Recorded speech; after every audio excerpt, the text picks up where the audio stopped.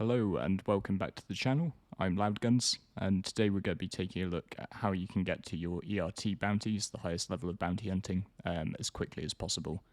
With the new 3.13 patch, we've had a reset to all of our reputation, but we've also had the inclusion of a new reputation system, which really helps to just visualize how you're progressing down different mission paths. It's not really an update to how things worked. Everything worked the same under the surface until this point, but this is really giving you a visualization of how you're progressing. So it's possible now to see what things do and don't impact your reputation, and to what degree they do as well. The one big change to watch out for is that now reputations degrade over time. So before, if you got to ERTs, that was it, and you did your license, your master tracker license, and then you could have those high payout jobs. You will have to do something to maintain those now. There is a degree of degradation in bounties, so you will have to just keep this topped up. From what I can tell, it's not too bad. Just before we get going, if this type of content is useful for you, you're enjoying the stuff I'm putting out on the channel, it really helps me if you like and if you subscribe to the channel. Just lets me know if I'm doing things right. I'm blown away by how quickly it's grown out of a little lockdown project that was just a way for me to get away with playing more Star Citizen. But yeah, if it is of use to you, then please do hit that subscribe button, because we'll have more content coming out. Also, there's a link down below to our Discord.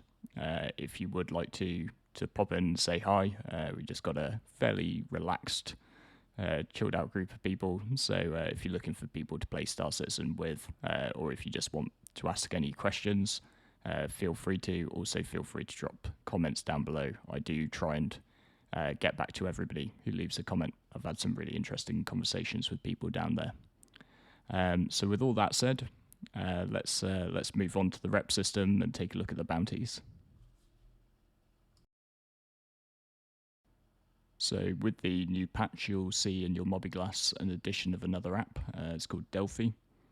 So if you just click on there, you will see all of the organizations which you have reputation with. So these unlock as you do your first missions for them, and then you can keep track of how you're progressing. So if we look at the Bounty Hunters Guild, you've got the dossier, which you can read a little bit of the lore behind the Bounty Hunters Guild. You can also sort of select individual organizations as favorites, so they appear at the top of your list. So I keep the Bounty Hunters Guild one up there. And if you click into each of these levels, you'll see what perks you get per level. So the Bounty Hunters Guild is the one we're focusing on because they issue the actual licenses. The licenses let you take on higher level targets. It's then Crusader Security, Hurston Security, Northrop Service Group who issue bounties for you to do. So when we look at each of those, you can see the different levels. And the perks here are connected to pay bonuses that you get. So once you get to level 3, you start getting a 5% pay bonus, 10% at level 4, 15, 20. So those bonuses are really important for increasing the payouts that you get for bounty hunting. And it's those, once you get them leveled up, which really make bounty hunting one of the most profitable loops in the game at the moment.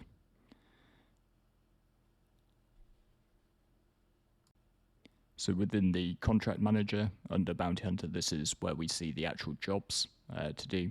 So you'll see we get individual bounties and group bounties. So the group warrants are issued by Northrop Service Group.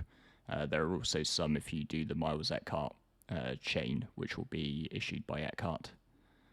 And then we've also got individual bounties. So if we take a look at this high risk target, that's done by Hurston Dynamics. So if you're in Hurston, then you'll get ones from Hurston Dynamics. If you're in Crusader, then you'll get ones from Crusader Securities. Just worth keeping in mind that those then have their each have their reputations. So you'll get different pay bonuses depending on how much work you've done for those guys. But the progress in either one will contribute to your bounty hunter guild reputation and get you towards those licenses. So we set about doing all of the different types of bounty hunting.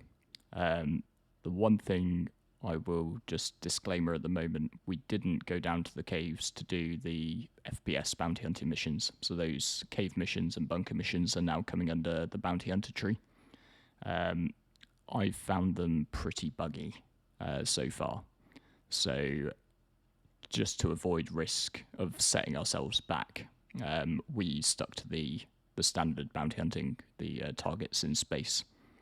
And yeah, just get in, get the bounty target that you're looking for, and jump out was the mantra, because the escorts don't really seem to do anything for your rep. So we basically did this over all of the risks of target, and we did it across the groups as well, just to see how much each one of these was progressing our reputation. I've got absolutely no shame in telling you that some of the techniques we used to gather this data were incredibly low tech. Some of our younger members were amazed that we were using rulers for this sort of stuff. But we basically tracked all the different bounties and basically measured, because CIG in their wisdom have not decided to add any numbers to any of these reputation bars. We basically used on-screen rulers to measure how much our bars were going up, to see how each of the different level targets were affecting things. So one rumor I can sort of put to rest now that we've got a visualization of how much these bounties are affecting your reputation is a rumor I heard that group bounties don't give you any rep with the Bounty Hunters Guild. We have established that they do. But one thing to watch out for is that a group mission, which involves going and killing 3 separate targets, will pay you in reputation as much as one single target of the same level.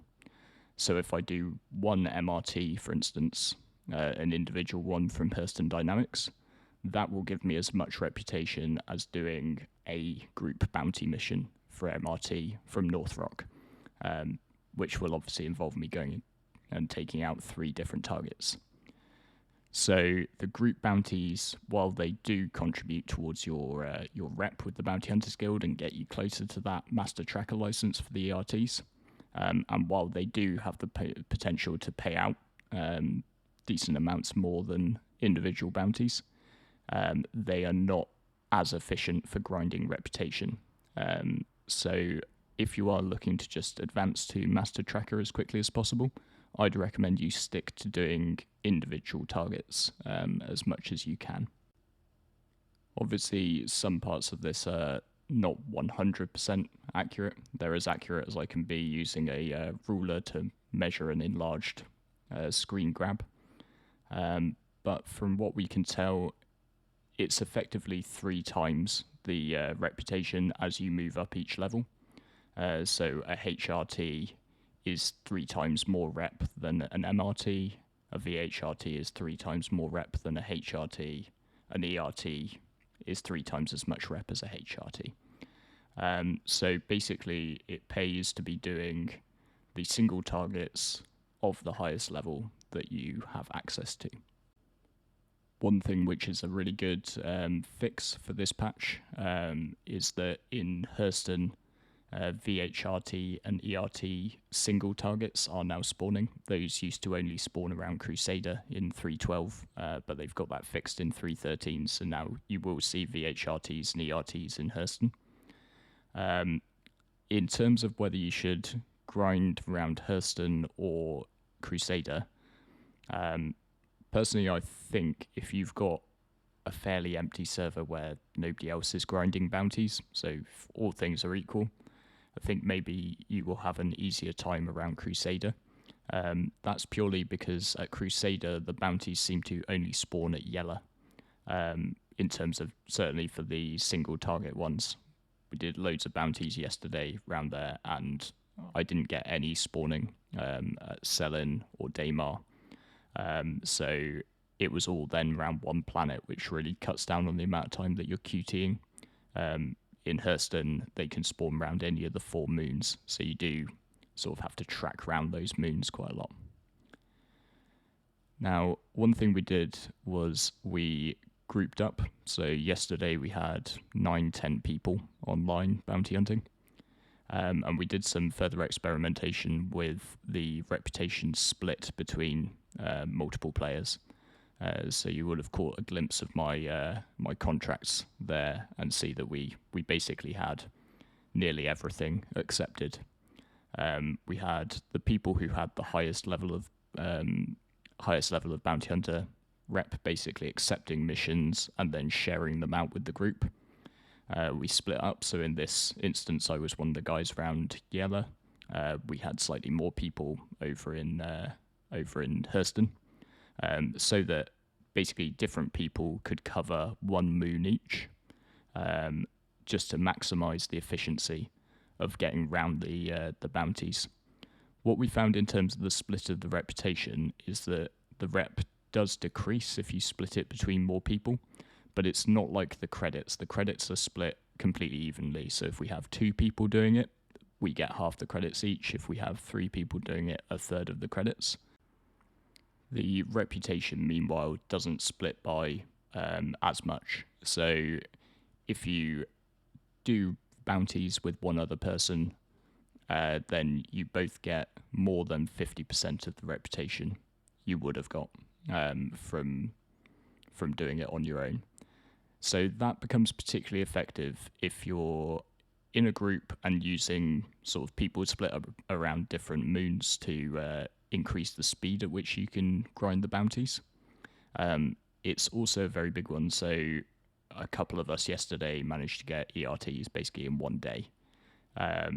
So it was a bit of a 7-hour session. Amazing server stability for that time, touch wood. But now that we've got the ERTs, we're able to share ERT contracts, which are worth 3 times as much rep as VHRTs, with some of the other guys in our guild who haven't got to the master tracker yet. And that will help boost their reputation with the Bounty Hunters Guild even quicker than if they were grinding the bounties that they had access to. Also, it just increases the number of bounties that they will have access to, because they might be doing all the VHRTs, but if somebody else is doing them, that's going to slow them down, because they might not be able to get everyone. Whereas if we can come in and share the ERTs with them as well, then that will help them out. It can, when you've got a lot of people doing this, get a little bit confusing. Thankfully, you can now just press B and jump straight to a quantum beacon for a bounty, so that's a big time saver. One thing I'd just watch out for, sort of if you've got newer players in your group, then maybe let them go after the medium risk targets, the high risk targets, while you have more experienced players taking on things like the VHRTs and the ERTs if you're doing them. So once you've got those ERTs, that master tracker license, if you're grinding the group ERTs, group VHRTs, and the individual ones of those as well, it should be possible with the right loadouts and with a bit of practice to get towards making about 1 million credits an hour, which is fantastic money if you're willing to grind for it. So I hope this has been useful to just get you to that point a bit quicker, so that you can then go and waste your money on lots of new ships in-game, not real. So thanks very much for watching. Like I said, if it is useful to you, please let me know. Consider subscribing to the channel for some more content like this, and maybe let your friends who play Star Citizen know about it too. So I hope to see you in the next one, and I'll see you out there.